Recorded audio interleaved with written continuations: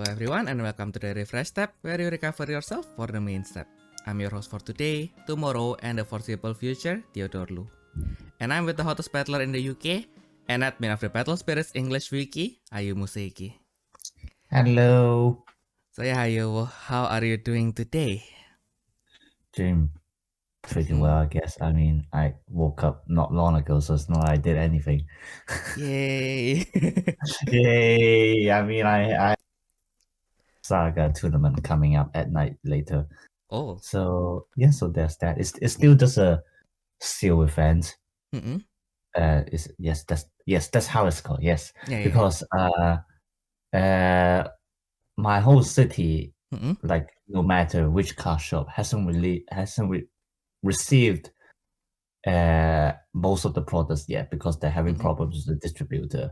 And I think they even I think one of the car owners, one of the shop owners is even trying to bring it to court. Like, Oh. yeah. Oh my god. Yeah, thank goodness. Yeah. Thank goodness we don't have such problem in Germany yet.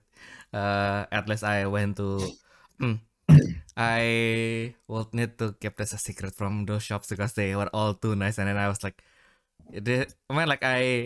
I think it is kind of normal, right, for us to visit wedding shops, but it's like, it's like, they were so nice, they were all smiling when they gave me the product. It was like, damn, I feel like I'm cheating on one of them. It's like, I'm cheating on my friend group. It's like, whenever you go hang out with other friend group for the very first time, it feels like that. Oh my goodness. Yeah. But yeah, anyway, so basically I collected all my products, a total of too many starter decks, maybe 3 to 4 boxes, and then a few of the core sets, which now I will just call this as. Actually, I am not buying this for the course. I'm just buying this as an excuse to get 2 packs. Oh, the core set. Yeah. I'm also getting the core set, but like it's for the promo card, really. Yeah, because like I think Pharrell Slashes was in there, right? Yeah, correct. Yeah, that one's pretty useful. Yeah, and it's holographic. and It's holographic, Ayumu. That is the important part. the holographic. Yeah. What? Yeah. Yep. Yeah, both. So I opened one, and then both of them are holographic, and then it was like, holographic, right? Yeah, holographic. Yeah. Oh, what did you hear me say? No, I didn't hear a proper word. That's why. Okay. I see. Then that's better. I thought you heard me saying something that is totally unthinkable. Well, I mean it's not unthinkable, but this is not a late night show radio, so better be safe. I didn't even think about that, but thanks for that, I guess. I guess, yeah. I guess now I do. But anyway, speaking of stealth events, I thankfully you are still going to head to your stealth events. For my case, I just won a stealth event yesterday. Yay! Yay! How did it go? Oh yeah. I So mean, you told me, but like, tell the audience. So basically, fish hit win. But anyway, I thought it was like that all skills aside, there's always those kind of external factors in which, if this happens, you don't feel as confident to win, especially since we are playing card games, so most of them involve luck, right? So if you are really lucky before the match, it feels like, this is going to reduce my luck during the actual match, right? So it's like this irrational fear that my luck now would actually reduce my luck later. And I kind of tick all the boxes on what you shouldn't do before a tournament. For one, I actually received the sealed pack before I paid, so I almost entered the tournament illegally. And then so it's only when I was going to the trash can to throw away the no, actually not even it's basically I just throw away the empty packs, and then the storekeeper was like, you haven't paid. and then he put me on trial, and then they put me on the guillotine, and then no, it's I'm sorry, it's not France. I'm I'm referring to the wrong country, but anyway, after that, we got 5 packs each, and then we decided that okay, so we are going to make a 40 cards deck out of this. So at least 40, but maximum 60 because you have 60 cards. And then basically, we keep the reduction as is. It's kind of more fun, right? So because you can only get probably 11 or 12 of the same color, and then I opened the 5 packs. I got the SPR from the box. And that it's a deadly balance, so that's also quite nice. I got an Alice and Dina as well. So yeah, it was like we are opening like one box. There's 6 extras, 1 SPR. I already got the SPR. I already got 2 extras. So it's like, there's no way I'm going to win this, right? There's no way I'm going to win this, right? And then I went to my first opponent, and I just realized that my actual luck is not in opening the extras. My actual luck is I open lots of the 1 cost 2 cost spirits. And then I got 2 of the flamefish, which I think common you will probably get like 2 in each box anyway. So I got all the flamefish that's on the box. Hopefully, probably even if there are another one, it's probably just another 1 flamefish. So I won the first one just by basically setting the volcano, and then the volcano drew me the flamefish, and then was like, yeah, now I have 7 spirits, I attack. And then on the second one, and then so actually, and then on the second one, I was more drawing to my white cards, and then I drew the other fish, which is the cost to, I forgot what is the moonbeam fish, if I'm not wrong. Wait, I haven't unslipped everything, so I can look at it now. And then I just use the fish, attack 1 by 1, and then at one point I drew a regain, and then I still have like 3 or 4 lives, so it was like, let's try just attacking with everything. And then I think my friend survived with still around 2 to 3 lives. It's nothing safe, and then he tried to do a full attack, and then I only have the fish left as a blocker at 5k. Also, it's the bullet ray. And then I blocked with the bullet ray, and then he was like, okay, then I'll attack for the last one, and then I just flash timing, regain. Nice. Nice. And then I block, and then block, and then draw 1. I'll just summon everything and then hit. Yeah. So the fish save my day. The only downside is I forgot that he has 1 more blocker, so I cannot win with the Pantheon check. Oof. So I drew my Pantheon check, and then I wanted to win with it. But he has 1 more blocker, and then I of course I attack with another spirit first that is bigger than the blocker, and then he didn't block, so it's just, no, I didn't win with my Pantheon check. No. I won, but I didn't win with the way I wanted. It's basically say I was losing. I lost the war. Yeah, I won the battle, but I lost the war. But it was a really nice how to say, demonstration to how Bandai TCG Plus actually works. Because I thought they were just a simple, okay, so these are your events, then you can register, and then maybe they will just like your storekeeper will just manage them normally.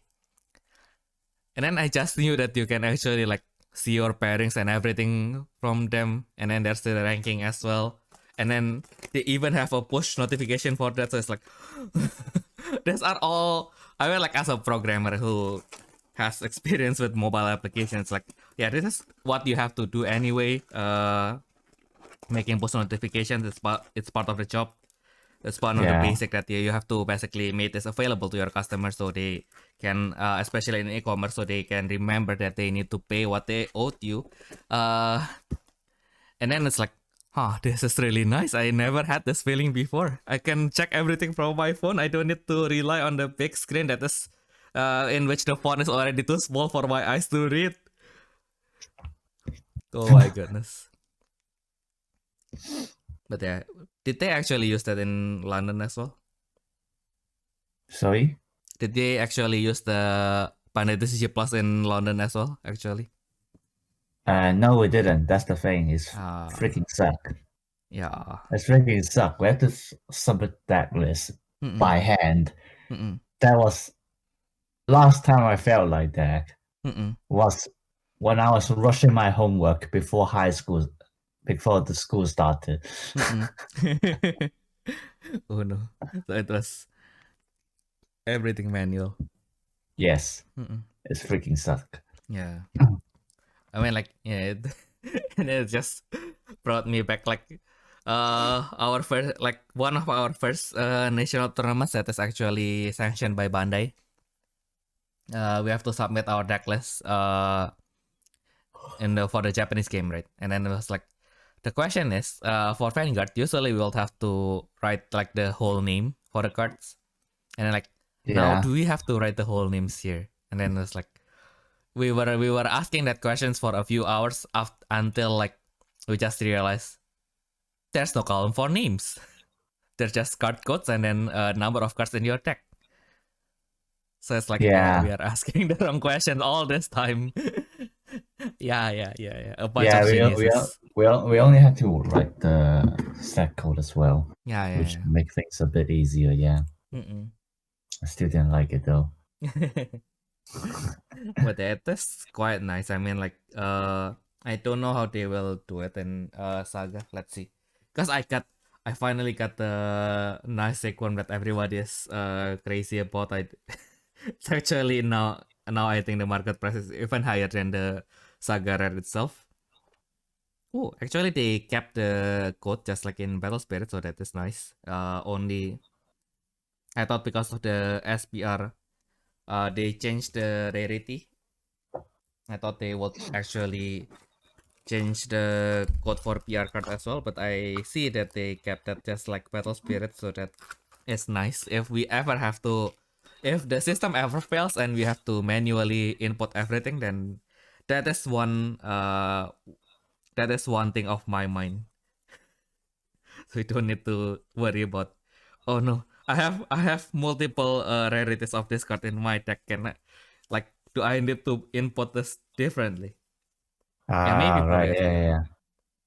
No, I don't No, think SPR actually has the same code, so yeah, exactly. They have the same code, yeah. Yeah.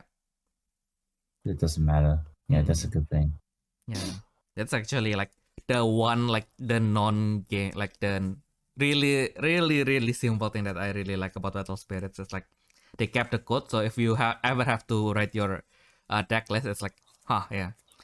Even if you have like 4 different versions of the same card, it's like, yeah, you just put one code and then times 4, and then yeah, now you are done. You are ready. You are ready for the tournament. Yeah. Damn, I now kind of wanted the holographic bullet tray. Sorry? The holo bullet tray. So the fish that brought me the victory. Right. Oh my goodness. Today, I think when it is not how it's not late enough, probably I'll be talking way faster, and then half of this episode will be just you trying to understand what I'm trying to say. Because I have too much energy. I have, now that it is spring and it is hot enough, I have 2 big almost 1.5 liter bottle of cold brew ready for to do my bidding whenever I want to. Nice. Yeah, I also have 2 bottles of energy drink in my cabinet ready. Anytime. No, it's actually because sometimes you just wake up and feel like not doing anything. Especially for me, since what is it? My kitchen's like upstairs. Oh. So like it's gonna be quite a bother for me to walk up to get anything. So I just keep like energy drink in my own room. So like if I wake up and I don't feel like eating yet, like I'll just drink some first, Yeah. Wait, what? You do that? Yeah, I do that. I was like contemplating for like a few good hours in like, I mean like I have to finish my thesis draft by next Monday, right? So I was like contemplating, should I just stock up on energy drinks? And then since I really rarely drink energy drinks, so I only have drank some in the past just to know what it tastes like. So I never really drank energy drink for actual energy. Like the only energy drink that I was like able to consume without worrying too much. So basically just to get off the mental barrier, it's Coca-Cola Energy, and then suddenly nobody is selling them. So it's like, darn. So Oof. now that I actually probably going to need energy drinks, like what do I drink now? Is Monster Energy safe to consume? Is Red Bull safe to consume? Like which one do I pick? Like, or do I pick like the supermarket brand? Like, will I die if I drink like two cans of this for a day? That's like the dilemma. Well, I mean, I don't do that a lot, but like it's just in case Mm-mm. because I've been wasting more time to just lay in bed, Mm-mm. not doing anything. Mm-mm. So yeah. Yeah, I got that. Because I think whenever I woke up early, I just ended up. So I woke up usually at 10, and then sometimes I woke up at 8, but I just, okay, I'm not feeling on doing anything yet, so I just open YouTube, the most wrong thing that you can do in the morning. Open YouTube and then open Shorts, and then yeah. Now it's 12 o'clock. What do I do now? Oh my Yeah. goodness. And then now speaking of activity, I was kind of forced to do an activity today because I was about to I had to deliver something to someone. So I went to the post office, deliver the stuff, and then I was also supposed to receive something because I pre-ordered. Although we are talking mostly about Saga so far, I just pre-ordered like 3 of the new SD65, the Mega Deck new generations. Yeah. Get it on your local game stores right now if you're in Asia. It's a really funky deck, but anyway, I bought 3 of Amazon, and then they were supposed to be delivered today. And then Amazon delivery can be whenever they said it's going to be delivered today. It can be anytime, right? It can be like 1 o'clock. It can be 10 o'clock. It Yeah, can so be annoying. 8. Yeah. Yeah. And then yeah, so basically, the post office the post agent will close at like 1 p.m. So it was 12:30. So I was like, yeah, I need to kick myself out, deliver this, and then yeah, I don't know. I'll spend my afternoon doing something until we have to record this. And then I delivered the stuff. I bought some stuff from the Asian supermarket, and then I got home, and then I checked my mailbox, and then of course the first thing that I found in my mailbox is the notification from DHL that, okay, so we have come to send your package, but you were not there, so we put it in the post agent that you just come from. Thank you very much, DHL. That was really helpful. Thank you very much.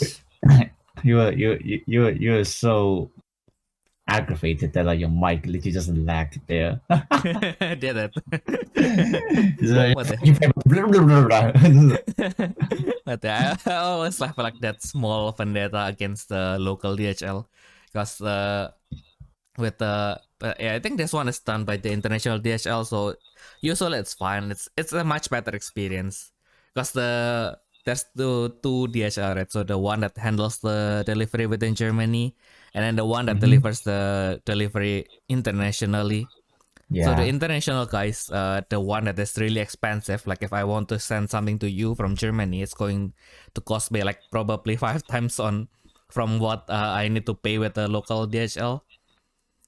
But their service really nice. And then from overseas, if you use their service, it's much cheaper than if you send them from Germany somehow. I don't know why. They are a German company, but somehow if you use them overseas, they are cheaper. Probably just to make sure that they don't compete with their local counterpart. But sometimes when you buy things and you don't want to pay too much, and then you use EMS, how they will do it is EMS will receive them and then they will deliver it as themselves from the basically from as themselves using the local DHL, and this sucks ass. Yeah, basically it's really hard to get any information out of them. Like less of their staff speaks English because of course their main clientele is not people who cannot speak German. At least not. I mean, like my German is not well enough to be expressing this kind of specific like legal and legal stuff basically. So it's like, yeah, I mean like I can go to the supermarket and have small talks, but I mean like the biggest small talk I think I had so far was actually when I went to my sister's house and then I met like this random gentleman. He was looking for the local casino and then it was like, it was on the way where I am going to. So it's like, yeah, so it is like just go straight, but it's going to take a while. So you might want to take the bus basically, and then we just talk a little bit like how long have you been in Germany? What are you doing? Blah blah blah, like the standard stuff. I see. Yeah, I think you are going to have that finally, because I think, I think this is probably going to be your first country where you go to, where you don't actually speak the language, is it? Yeah, I should. Or actually, no, you're right. You're kind of right. Yeah, I mean, I did go to South Korea, but that's as a baby, so that's different. Yeah, fair enough.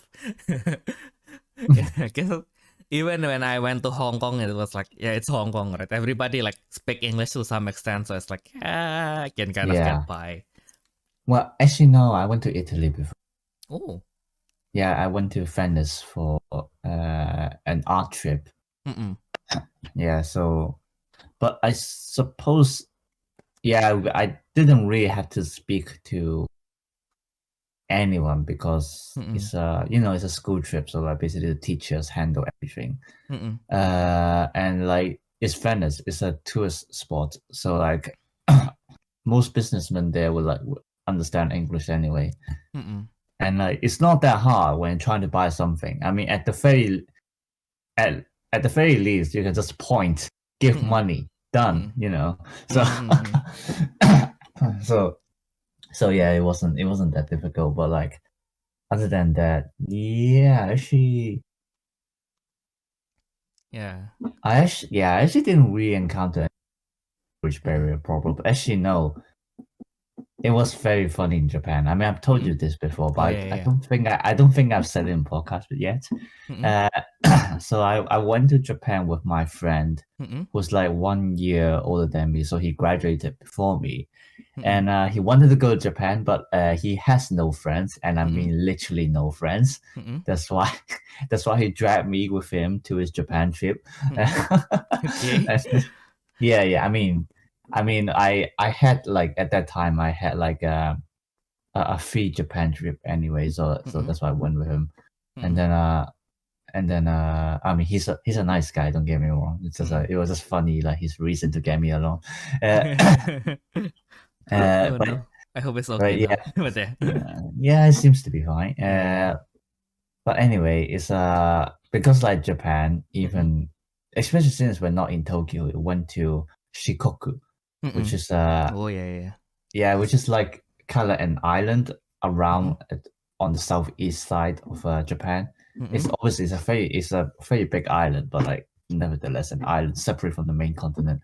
But yeah, and then we had 1 week trip, and like the 1 week is like we were running a circle in that island. So like we're gonna stay in one city for 2 days, and then like, stay in another city for 2 days, etc. And then on the first night we arrived in Japan.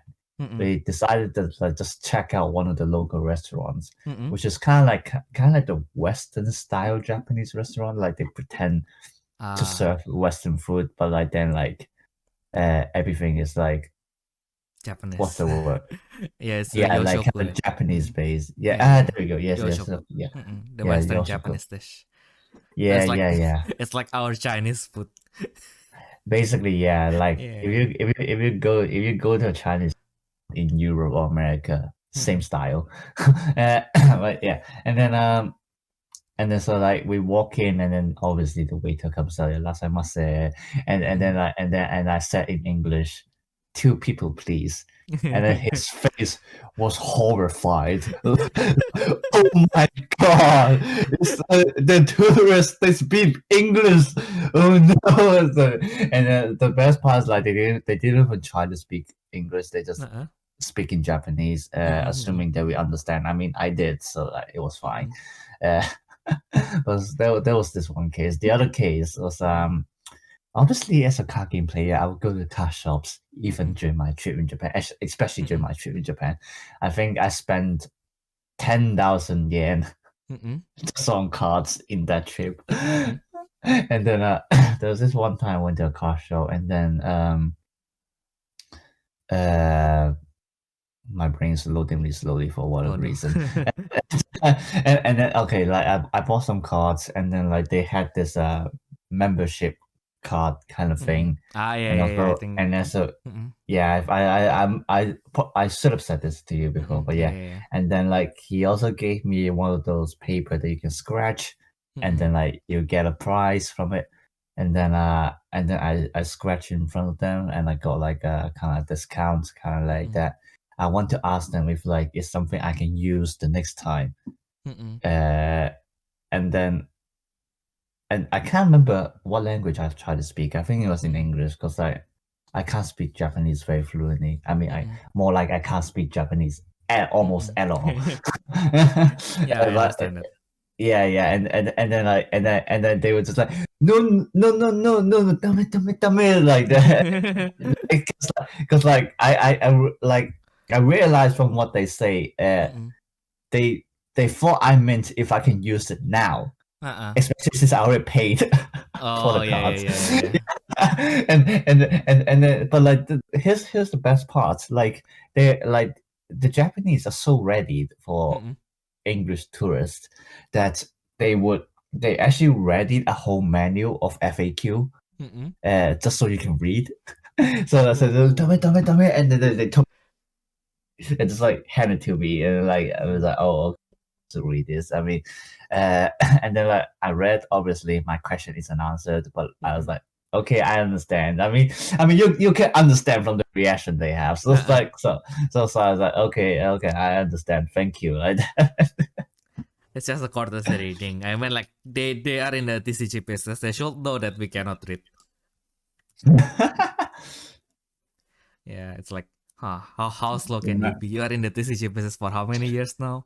You expect us to be able to read in English?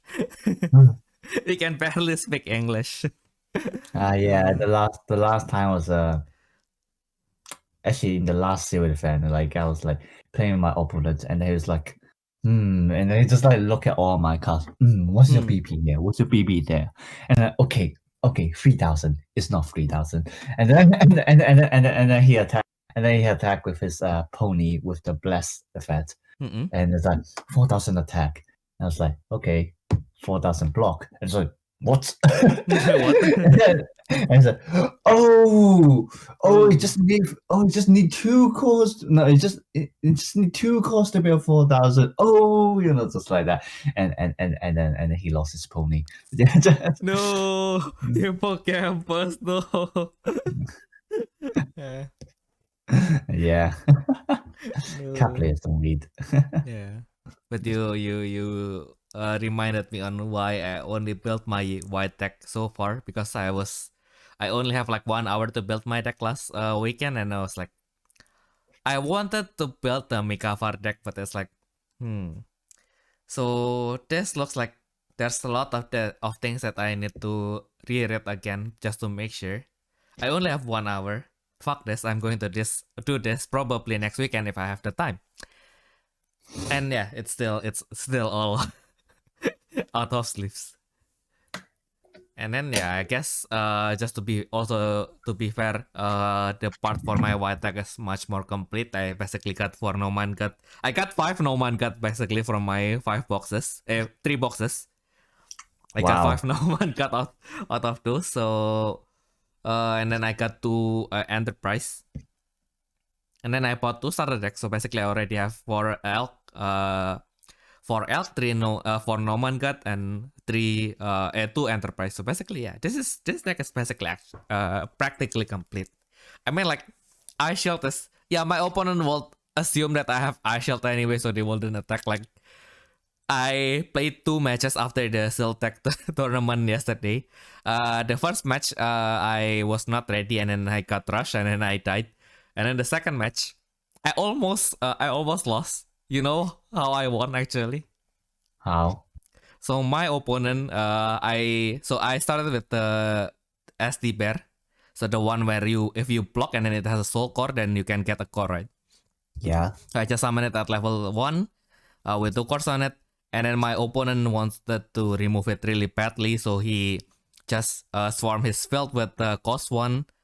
And then he sacrificed everything, just like Dan sacrifices Bladra to summon Andromeda.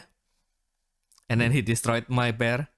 And then, damn, I forgot that Red has something like that. And then I have a Star Blast draw in my hand, right? Like, if I have set that down, I could have drawn 2. So I was like, damn, but yeah, it was like, I draw 1 and then, I just, then I summon a spear. Most of my hands is like most of my hand is basically just elk. And Edric big spirit, so I just summoned my Fula, and then I made her like the highest level I can go, and then I set down my Star Blast draw. And then yeah, and then I just ended my turn. And then you know what happened? So basically it was like my opponent looked at my field. So you can only block once, and then you have 3 lives left, but you have a burst. I will not. So he attacked once. So I think he attacked once. I used suppression, and then it was like, damn. So you now can block all of my attacks. Yes. So yeah, then I will end my turn. Okay, very well. I draw. And then I just I think on one clutch moment I just drew Noman Gut. So I just I have exactly 6 extra cores, so I just summoned the Noman 7 extra cores, so I summoned the Noman Gut. So it was like, yeah, I'll just put this elephant here, and then he was like, yeah, I have to hit it anyway. So he just attack, and then Andromeda has confront, right? So I don't want to block, but I have to block. So yeah, I don't mean to get 3 cores and 3 draws, but it says that I have to. So yeah, what can I do? Nice. And then I guess I just use the usual like. And then I think even when I throw my Ice Shield, I didn't set it down because until the last moment. I think what I did is just I have 2 regain in my hand, so I just summon my elk, make it the highest level possible, and then when my opponent try to attack, I just regain the elk and then use Ice Shield. Haha. I have exactly. I think they destroyed my Fula too. Poor Fula. Poor Fula. Yeah.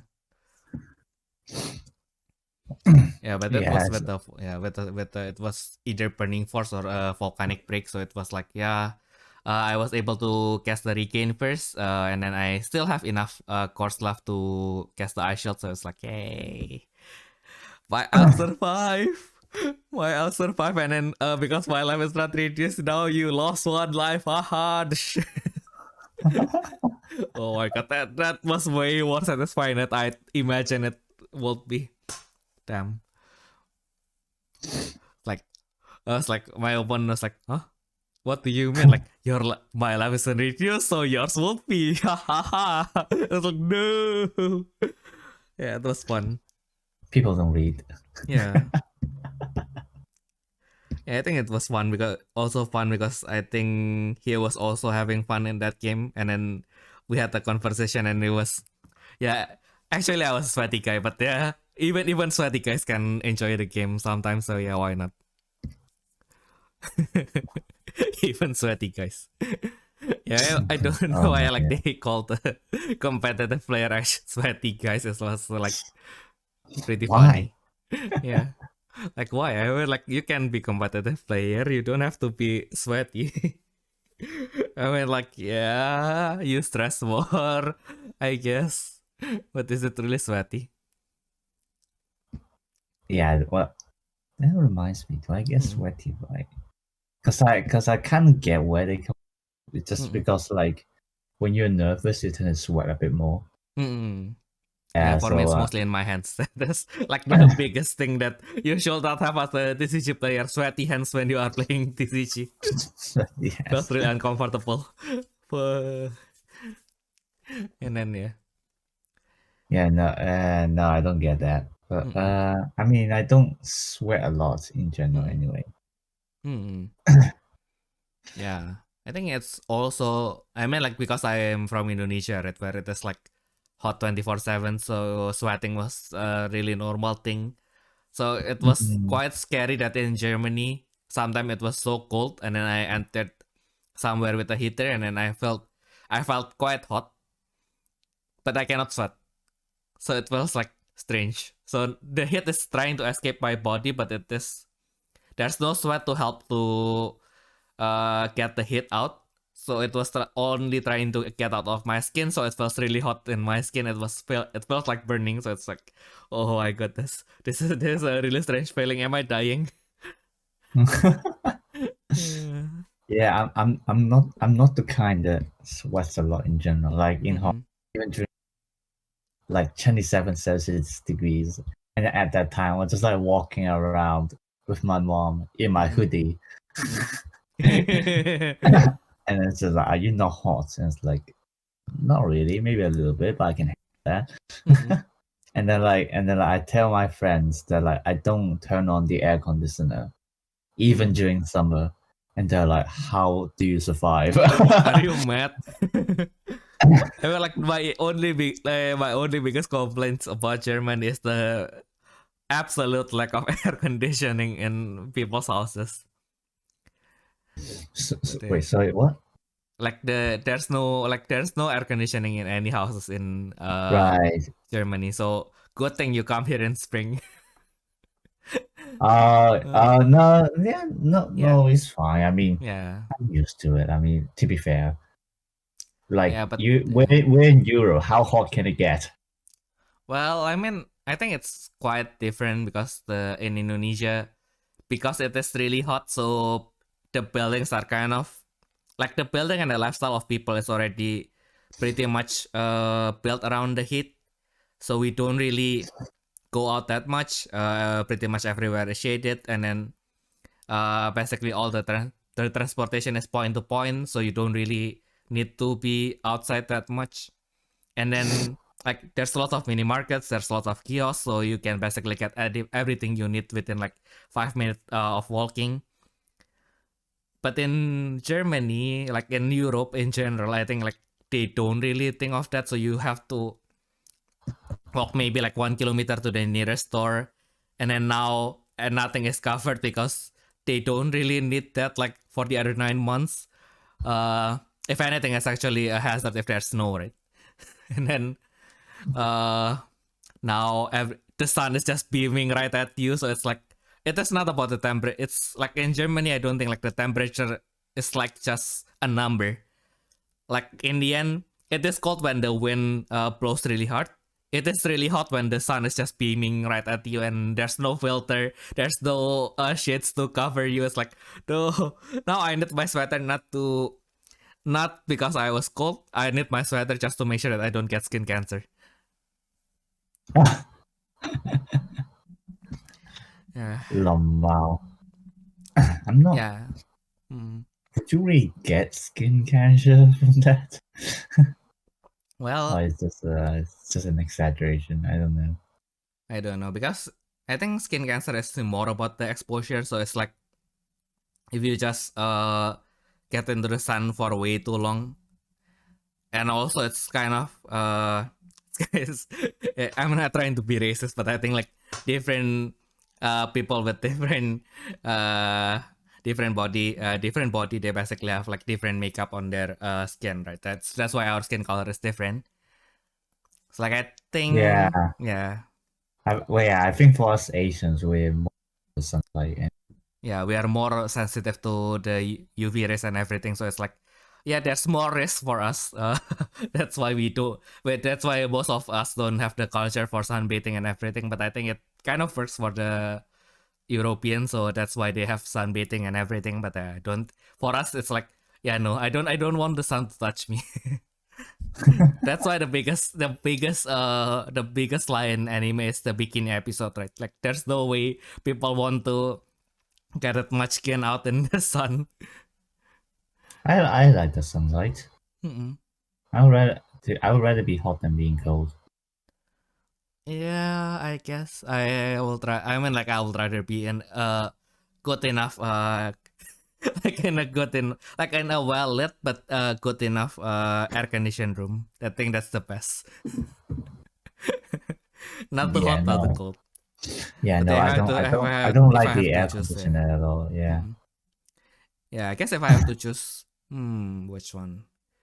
I guess I'll prefer the cold. At least I don't have to worry about the clothes that I wear. I don't particularly like not wearing any clothes, so it's like, yeah, I would rather wear something a little bit thicker rather than not wearing anything. So it's like, yeah, cold is probably better for me if I have to choose. But yeah, of course, if I can have my way, I'll install my own AC, and then it's like, my room is always at 18 degrees Celsius, so I can wear just a t-shirt and then enjoy the sun whenever I wanted to, from the safety of my own room. Yeah, But yeah, I think it also relates to kind of the vibe that mm-mm. you have when it's cold or hot. It's more like because I mean in terms of temperature, I do prefer hot weather, but like I think it's also because like when I think hot, like I think of great sunlight Mm. and then like how to say, like literally just like the summer vibe, like Mm. like cicadas Mm. screaming and everything like that. Definitely talking about Higurashi, and then you know, and then Mm. and then just like I mean I won't Mm. necessarily think of the beach, but like Hong Mm. Kong is still an island, so like it's a normal thing to see. Let's say it that way. Mm. And then like it's just like how to say it? Like it gives me a better feeling in Mm. summer. And like thus it's just like being hot more than being Mm. cold, especially since over here in England like 90% of the time it's just like cloudy, and I hate it so Mm. much. Like I was like imagine like especially in my room now. Mm. I only have one window, and I can even barely see the sky because it's like my window is facing the interior of the house, if you get what I mean. Mm. Yeah, so I would look at the window. It seems pretty bright today. This will be fine. And I walk out the door, it's fucking cloudy. Oh. It's like, bruh, now I'm not gonna enjoy my work. Yeah, I understand that though. Because whenever it's winter in Germany, it got dark. It got literally dark really fast. So it was like, damn, it's depressing. I just woke up and then now it's dark. Yeah, exactly. Especially since for us too, who wake up really late and everything like that. Like you Yeah. wake up at 3 p.m. and oh, it's at nighttime already. Yeah, it's like, now I can't do anything. It's like of course you can still do stuff and then sleep a little bit later, but it's always like about the mood, right? It's like, I was supposed to work from 12 today, but I woke up at 3, so and then it's already night, so it's like, I don't feel like working anymore. Like, it's just not the right mood, kind of thing. Yeah. Yeah. But there's also that one time where I joined like kind of like, they do like an international mass, so they have like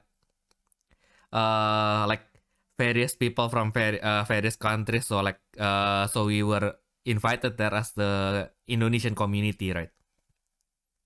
And then since we need to represent, of course, I'm wearing my my one and only favorite batik shirt, and then that was a short sleeve, and then we don't get a set that has a cover on it. And then I was like, yeah, it's fine. It's fine. It is a little bit hot, but it's fine. Especially since you, although it's a church, the back that to your back is basically like the town square, and then you saw all this old German are sunbathing, and then, yeah, it's fine. It's fine. And then I go home, I took a shower, and then I woke up, and then, why is my hand hurting? I forgot that sunburn is a thing. Oh my goodness. Oh yeah, I might have to be careful with that as well. Yeah. Yeah, it was a thing for a whole week, so it's like, yeah. Yeah, like until you mentioned it now, I also forgot sunburn is a thing. Yeah. Cause like even somewhere in the UK, the other people are like, oh, let me put on some screen. It's like, I don't need that. Yeah. You know, it's like weaklings. Yeah, that's also why I said like I think in more tropical climate country like Indonesia or Singapore or Malaysia, it was like sunburn is not a problem because we don't get exposed to the sun for 2 hours straight. So it's like it's probably like just 5 minutes. I'm going to go to buy food, and then the food will have the tent. The food will have a tent. It will have a cover, so I will just eat. I will just buy them. I go back to my office. There's a really nice air conditioned room where I can eat the food and then just relax and then go back to work and then be miserable again. So it's like, yeah, actually, do Hong Kong has 4 seasons or it? Yeah, we have 4 seasons. Yeah. Because I think I always come during either summer or autumn because it's always like, yeah. I mean, it just feels like back in Indonesia, but it's like in Indonesia we only have one season, right? Like basically just summer and rainy summer. So it's like, yeah, it is. I mean, it's kind of hard to feel like this distinction until I come here because it's like, yeah, it's always summer. So we became really happy in summer and we became really depressed in also summer. So it was like, yeah, pretty much all year round is it's pretty much every year round can be a time where you are either happy or depressed. There's no clear distinction between that. But after being here for 4 years, I started to acclimate, and then okay, so basically summer is the time where you are feeling a little bit positive. Although I am still miserable from the heat again because the problem is in German summer the wind doesn't blow as much, so there's nothing to cool you down. While in Indonesia, you have the AC already in every single places, in every single establishment. So it's like, yeah. So that's I think the main difference. And then during winter, it's like, yeah, you wake up at 1 p.m. and then suddenly it's already night. So everything is dark, everything is dead. Like the plants are dead, all the leaves are gone, everything is depressing. And it doesn't even snow. That's the worst part. Like it's like a gacha, right? Whenever it's winter in my part of Germany, since we are not that part where we will get that much snow. Like I think Amamiya's place, it's quite common to snow, but in my place, I think during the last 2 years we only get like 1 day of snow. So yeah, I mean like yeah. After my first no. Yeah, I mean like we get like a whole month of snow. Yeah, like in extreme cases. Yeah. I think my first snow was like 2 weeks, and then it was like it broke everything because German engineering is so precise. They don't tolerate any outside factors like water or snow. So once anything like water or snow enters their equation, they just break because they don't allow that. It is not possible. We have to work with a precise like the precise weather condition. Oh my goodness. German engineering, I know, right? And I'm part of the problem now. Now I'm a scientist in a German education institution, so I am part of the problem now. Yay! I'll hard code everything. If the value is outside the code, the value that we have tested with, then it is not normal. Then this application should not work.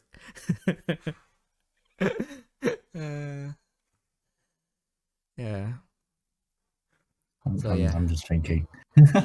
But yeah, I think spring is also really nice, especially to eat ice cream. I think it's it's probably the best time to eat ice cream now.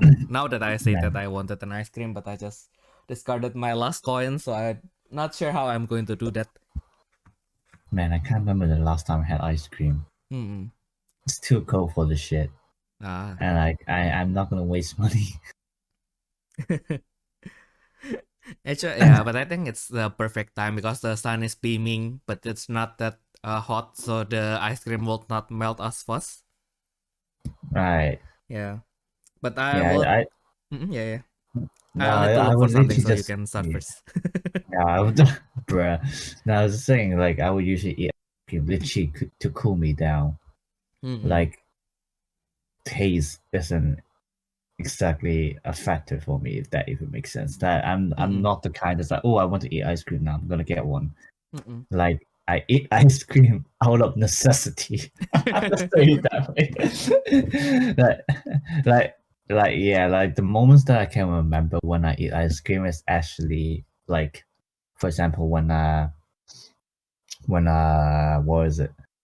When I go hiking, not exactly hiking, but go to like the some outside islands in Hong Kong, and then like it's like the places there are much more rural, and then it's also a lot more hills. So like that's why I describe it as hiking, but it's not really hiking. But but yeah, like, and it can get really hot. Especially if you try to when you start going up closer to the sun. So like I would like literally buy ice cream to cool me down. Especially since like it's cheaper in the islands there. So yeah. The other reason that I would get ice cream is just to hang out with my friends, really. You know, like the kind of thing was like, oh, everyone is getting one. I guess I'll get one as well, just like showing in the group, you know, stuff like that. So like people are smoking or drinking, like they do social smoking or social drinking, and then you do social ice creaming. Yes. Social ice creaming. So That is something. Social ice cream.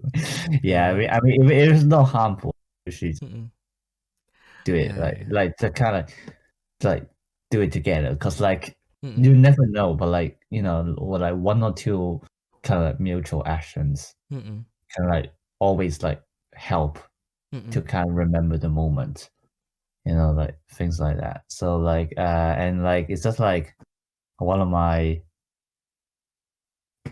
what's the word, kind of like one of the ways I live, basically, because like I've been always taught by my mom, just like you can save money on yourself, but never save money when you go out socializing.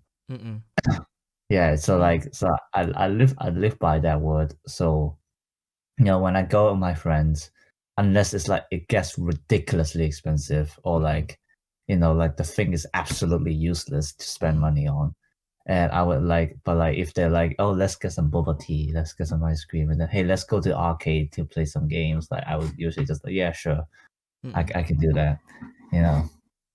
So yeah. So we're getting to get the $30 doner kebab then. The what? So the average market price for doner kebab right now is 6 to 7 euro. The average price for what? Doner kebab.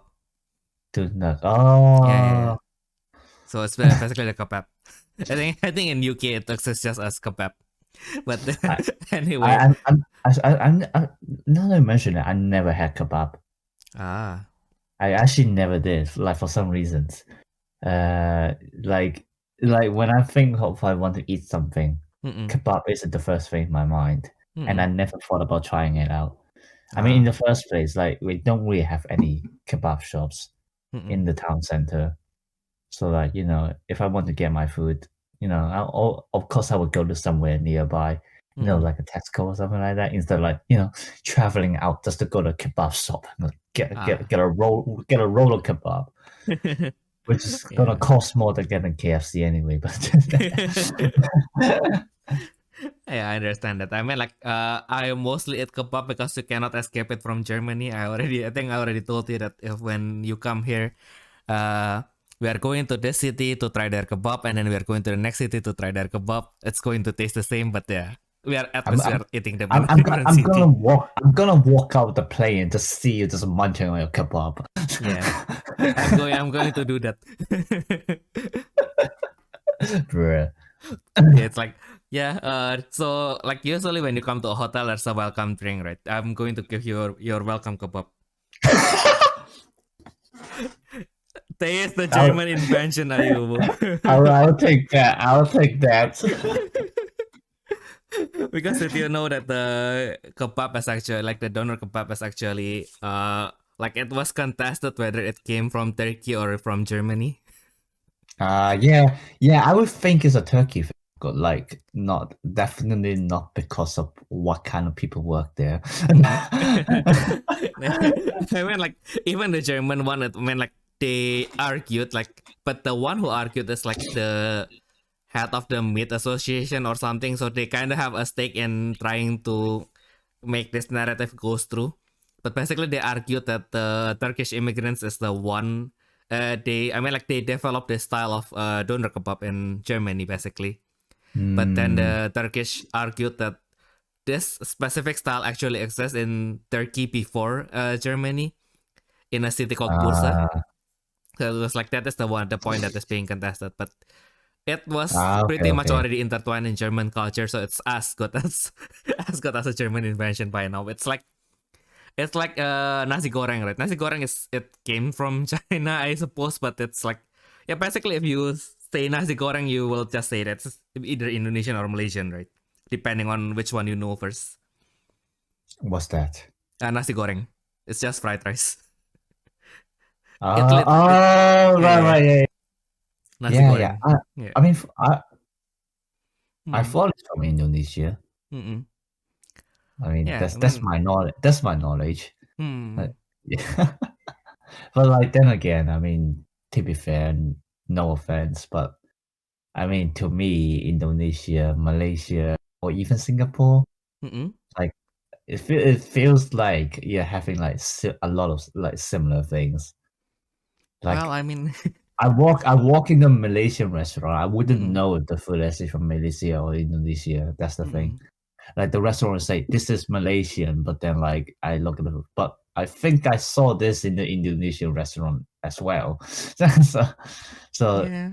Yeah.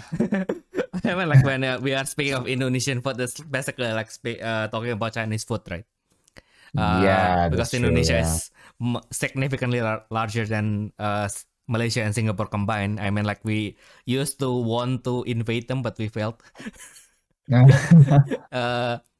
Singapore and Malaysia, they actually literally used to be the same country, but they have like some conflict, and then Singapore just decided, okay, this is a really sad, like, I mean, like I think the prime minister at that time, he was like, yeah, this is a really sad thing today that I have to say that we have to cut ties with our brothers today, and then they just split from Malaysia. Oof. Yeah.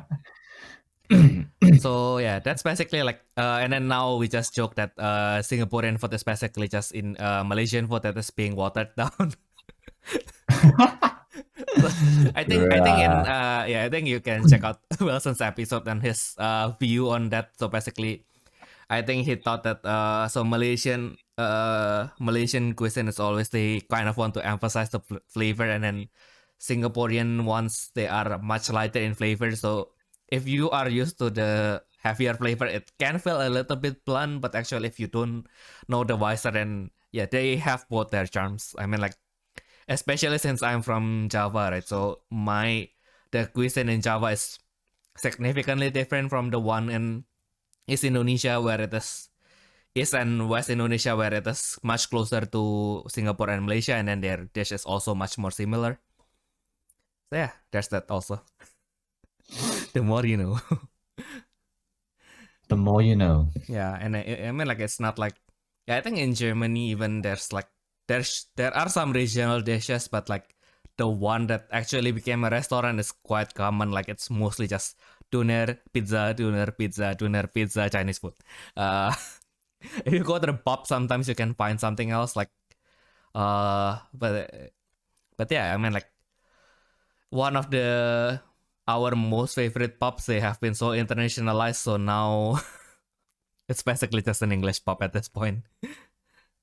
I mean, like, not English pub, but it's basically just an airport pub, but it's in the middle of the city, so it's like the menu is all in English, and yeah, the portion is much smaller. I shall come and judge if it's an actual English pub. No, I mean, like, not English pub, but it's like everything is in English, but I mean, like, it's more catered toward international tourists because they know that most of their clientele are tourists anyway. Like, I think I came there once and then I just saw like a bunch of British blokes just came out of the man drunk and yeah, basically I'm having just gonna fun. walk in and say, "Oi, mate, give me a pint of ale." Yay! I think it's just pills now. Yeah, I mean, like, I think like the region, if you want to taste like something that is close to original food in Germany, then it's definitely the beer. Uh, Like, I'll give a chance to try, but uh-uh. I'm too into alcohol. Yeah, I mean, like, I'm not too into alcohol as well, so maybe we can just order the smallest one and then just ask for another glass and then we just split it. I just want to have a try. I don't want to get drunk. Fair enough. Yeah. Yeah, because I'm a social drinker, right? I mean, like, I kind of enjoyed the bitter taste, but it's like, yeah, I just wanted this bitter taste from time to time. So it's like, I don't want to get pissed drunk. I just wanted to drink one just to get the taste in my throat, and then yeah, then I'm done. I don't want to have anything anymore. And then yeah, the one that I was about to bring you with, like, I think if we have time to go there, it's actually like just there's another dish that is actually German, like German street food called the currywurst. So it's basically just curry sausage, and then they are usually how to say, they are served with potato, with French fries, or as you British call it, chips. Or in this one actually uses the actual French word pomme frite. I hope I didn't say that. I don't say that wrong because I think in German it just absorbed into German into just pommes frites. So it's like, yeah, it's much more easier for me to say. So basically, for 30 euro, 29 euro actually, you will get one portion of rice, one portion of currywurst, which is usually just one sausage, covered in gold sheets, and then one glass of champagne. Champagne. Is it champagne? Champagne. I mean, yeah, English whatever. is champagne. I don't know champagne. if you pronounce it differently. Champagne. Yeah, champagne. Yeah, that one. Yeah, that is basically what you get. It's a nice, it's a nice, it's a nice fancy dinner for one if you fancy the champagne. I With don't think I fancy German the champagne. quintessential German street food. I see. Yeah. I think I would rather prefer like it's like a lot of German street food. Like that's what my mom likes to do. Just like walk along the street and eat a bit of everything. Like instead of like going to a proper restaurant. Yeah. Yeah, because I think the German restaurant mostly like, that's why, like, if you wanted to taste the traditional German food that is fancy, you mostly will probably go to the pubs.